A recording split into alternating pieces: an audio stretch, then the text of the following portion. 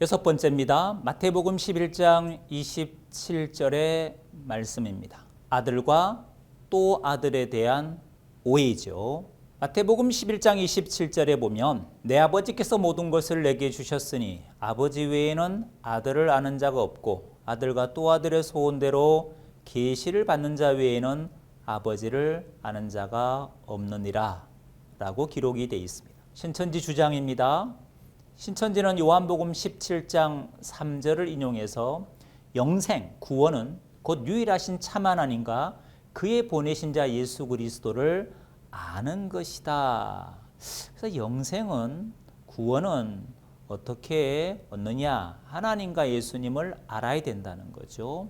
그럼 하나님을 아는, 영생 얻기 위해서 하나님을 알아야 된다. 하나님 어떻게 알 수 있느냐? 아는 방법이 뭐냐 이거예요. 바로 마태복음 11장 27절을 인용합니다. 아들과 또 아들의 소원대로 계시를 받은 자만이 아버지를 알 수 있다는 거예요. 영생하려면 요한복음 17장 3절에 영생은 참 하나님과 그의 보내신 자를 알아야 영생할 수 있는데 알 수 있는 방법은 무엇이냐? 단 한 가지.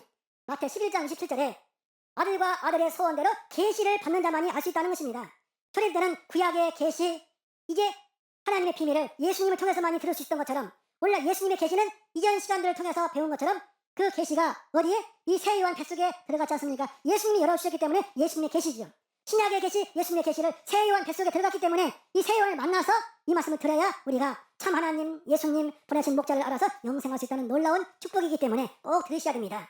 그래서 아들과 또 아들을 이렇게 해석합니다. 앞에 아들은 예수님, 하나님의 아들 예수님, 또 아들, 이 또 아들이 이제 갑자기 계시록 시대에 등장하는 이긴 자가 또 아들이라는 이야기입니다. 계시록 21장 7절을 근거 구절로 제시합니다. 신천지는요. 이긴 자는 이것들을 유업으로 얻으리라. 나는 저의 하나님이 되고 그는 내 아들이 된다. 이긴 자는 예수님의 아들이라는 거예요. 그래서 이긴 자가 예수님의 아들이고 그게 바로 마태 11장 27절에 나오는 또 아들이라는 거죠. 그 이긴 자를 다른 말로 새 요한이라 합니다. 신천지에서 새 요한 이기는 자라는 표현은 누구를 칭하는 단어냐? 이만희 씨를 칭하는 단어입니다. 그러니까 새 요한 이기는 자, 즉 이만희 씨가 예수님의 아들 또 아들이라는 이야기예요. 새 요한의 등장이 있어야 하기 때문에 아들과 또 아들 모두를 예수님이라 하지 않습니다. 다시 마태 11장 27절을 가보죠.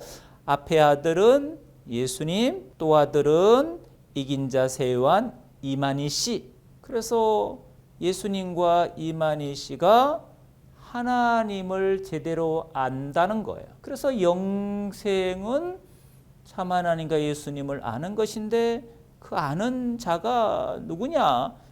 초림 때는 예수님, 재림 때는 이긴 자 새 요한 이만희 씨라는 주장입니다. 이걸 이제 신천지 안에서 강사들이 먼저 문제를 제기했습니다. 바로 또라는 단어 때문입니다. 영어 성경은 and라 돼 있죠. 그럼 아들과 또 아들이었을 때 앞에 아들과 또 아들은 같은 아들이라고 동일한 아들이라고 이야기하는 거 아닙니까? 이 문제를 이제 신천지 안에서 강사들이 문제를 제기한 겁니다. 같은 아들이 돼야 되는데 왜 초림의 아들, 재림의 아들로 나눠지는 겁니까? 이건 뭔가 문장이 어색하지 않습니까? 이렇게 문제를 제기했습니다. 이만희 씨가 정말 오랫동안 이걸 받아들이지 않았습니다. 급기야 아주 강력하게 주장한 모 여 강사님이 계셨어요. 그래서 그 주장을 이만희 씨가 받아들였습니다. 앞에 아들 예수님, 또 아들은 같은 아들이니까 동일한 예수님. 근데 문제는 또 아들의 소원대로 계시를 받는 자를 누구라고 이만희 씨가 처음에 주장했느냐? 이게 계시록 시대에 등장하는 새 요한, 책을 받아먹는, 펴놓인 책을 받아먹는 새 요한, 이기는 자, 이만희 씨 자신이라고 해석을 한 겁니다. 그렇게 되니까 또 어떤 문제가 생깁니까?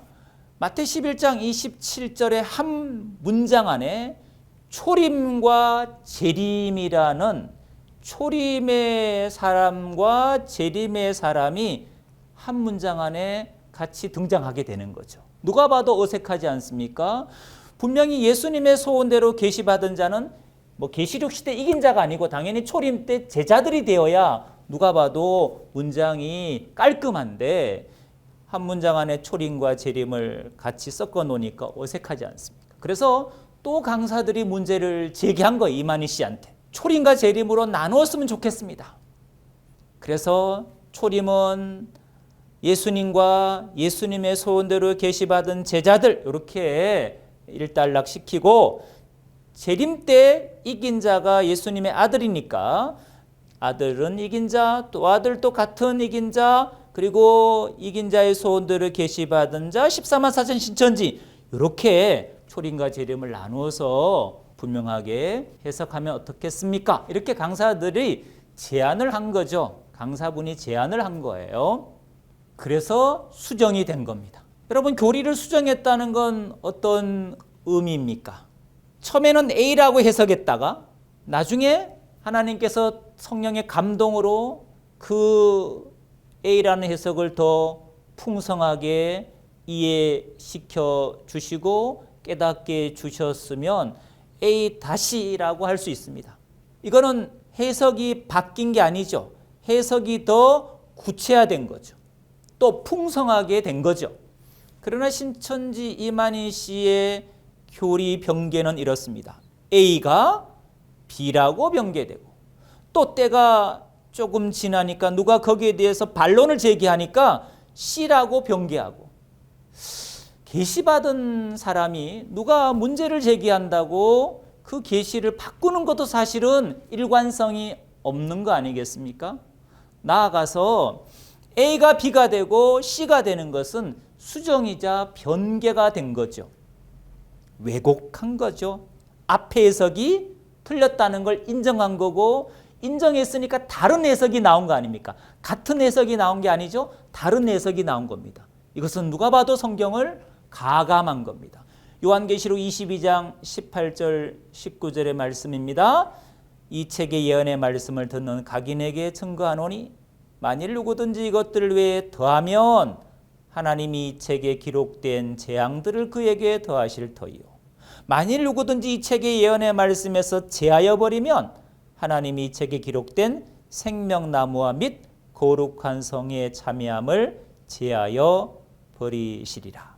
만일 만분의 1도 더할 수도 없고 제할 수도 없는 수정 변개는 누가 봐도 이것은 더한 거고 제한 겁니다. 천국에 들어갈 자격이 없는 거죠. 예수님은 일구연하지 않았습니다. 왜? 그분은 어제나 오늘이나 동일한 말씀을 전하신 분이기 때문에 그렇습니다. 그러나 예수의 계시를 받았다 하는 이만희 씨는 계속해서 교리를 변개하고 있습니다. 예수님이 변개시켰을까? 예수님이 수정을 했을까? 절대 저는 그렇게 보이지 않습니다.